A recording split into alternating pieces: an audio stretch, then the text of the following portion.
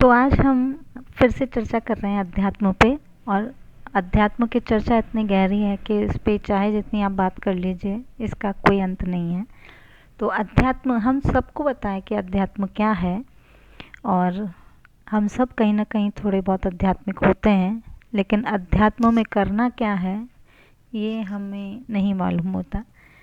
वैसे ही जैसे एक छोटे बच्चे को ए फॉर एप्पल लिखना कितना हार्ड लगता है, और जब हम बड़े हो जाते हैं तो वही चीज़ हम अगर रियलाइज़ करें, सोचें कि अरे एक समय था जब हमें ए फॉर एप्पल लिखना भी नहीं आ रहा था, वो भी हमें हार्ड लग रहा था, और कोई हमारा हाथ पकड़कर उस पर बार बार हमसे ड्रॉ करवाता था, तब हमें ए फॉर एप्पल लिखना आया था। तो अध्यात्म भी एक ऐसा ही विषय है, क्योंकि जब तक हमें उसके बारे में पता नहीं है तब तक हमें लगता है कि पता नहीं ये तो क्या है और इसे हम प्राप्त नहीं कर सकते, या ये शायद हमारे बस की बात नहीं है। पता हमें सब है कि आध्यात्म क्या चीज़ है, कैसी होती है। पाठ पूजा हम भी करते हैं, सब चीज़ फॉलो करते हैं, हम रिचुअल्स फॉलो करते हैं, लेकिन बस हम उस लेवल तक नहीं पहुंच पाते। जैसे कि हर बच्चा स्कूल तो जाता है, हर बच्चा पढ़ाई भी करता है, लेकिन हर बच्चा इंजीनियर, डॉक्टर या आईएएस नहीं बनता ना। वैसे ही पढ़ाई सबने की है जबकि, तो बस वैसे ही आध्यात्म सबको पता है, आध्यात्मिक सब होते हैं, लेकिन सब उस लेवल पे नहीं पहुंच पाते, उस थोड़े से अज्ञानता की वजह से, जो हम उन चीज़ों के बारे में नहीं जान पाते हैं, या हम उस चीज़ को डीपली नहीं समझ पाते हैं। जो ज़्यादा उसको समझ जाते हैं वो उस बहुत हाई इस पर पहुंच जाते लेवल पे, जैसे भगवान बुद्ध। अध्यात्म समुद्र के उस जल की तरह है देखा जाए तो, जिसमें जो जिस इच्छा से जाता है वो वही प्राप्त करता है।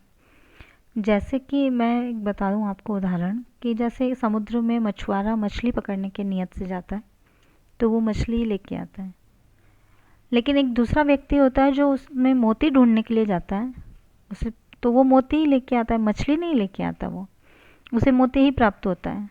तो जो जिस चाहत से अध्यात्म में डुबकी लगाता है वो उस सागर की तरह ही है, जिसमें से एक मछुआरा मछली निकाल रहा है और एक दूसरा मोती निकाल रहा है। हालांकि जल, क्योंकि जबकि एक ही है सागर में, हमने जल नहीं बदला है, पानी नहीं बदला कि एक पानी मछली के लिए अलग से डाल दिया और एक फिर मोती डाल दिया उस पानी में कि अब जाओ जी लेके आओ।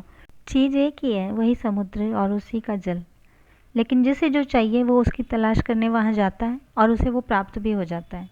इसी तरह अध्यात्म है। जैसे कि मैंने भी एक मतलब मैं बताऊँ आपको, मैंने खूब कहीं पे पढ़ा और ढूंढा, किताबों में दिखा, अमेजोन के किंडल से भी मैंने कई सारी पुस्तक में अध्यात्म के बारे में पढ़ने की कोशिश की और जानना चाहा जब मुझे इसका जुनून लगा। और लेकिन तब मैं उस बारे में उतना नहीं जान पाई, क्योंकि यहाँ वहाँ से जानकारी जुटाने से आप वो नहीं जान पाते जो आपके भीतर है, आपको क्या चाहिए। लेकिन जब फिर मैंने मेडिटेशन चालू किया तब मुझे धीरे धीरे वो चीज़ें समझ आने लगी, क्योंकि हर एक की प्रकृति अलग है।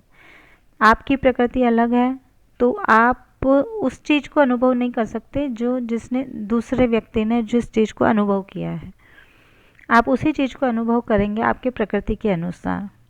जैसे भगवान बुद्ध ने एक पीपल के वृक्ष के नीचे बैठ के और इतना सारा ज्ञान प्राप्त कर लिया था, तो हम अगर चाहें कि हम उस पीपल के पेड़ के नीचे जाके बैठें, या कहीं और किसी पीपल के पेड़ के नीचे जाके बैठें और हमें भी वो ज्ञान प्राप्त हो जाए, तो नहीं हो सकता ना, क्योंकि हम सब भगवान बुद्ध नहीं बन सकते।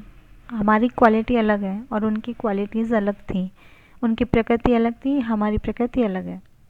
तो इसी तरह अध्यात्म है, जब तक आप खुद उसे जानेंगे नहीं, आपको दूसरा कोई नहीं समझा सकता कि इसमें क्या चीज़ है और क्या नहीं है। और इसको इसमें डुबकी लगाने के बाद इस सागर में अध्यात्म के आपको क्या प्राप्त होगा, ये आपको और कोई नहीं समझा सकता, ये आपको खुद समझना होगा। तभी आपको एहसास होगा कि जो खुद में है वो कहीं और बाहर कहीं भी नहीं है, पूरी दुनिया में आपको कुछ नहीं मिलेगा। आपके भीतर ही वो ईश्वर है जिसे हम पूरे संसार में यहाँ वहाँ ढूंढते रहते हैं। जब आप बाहर के बजाय अपनी तरफ अपनी राह मोड़ लेते हैं, तब ईश्वर खुद आपसे मिलने चले आएंगे। देखना, आप जब एक बार इसे करके देखो पूरी दुनिया आपको बेमानी लगेगी, पूरी दुनिया।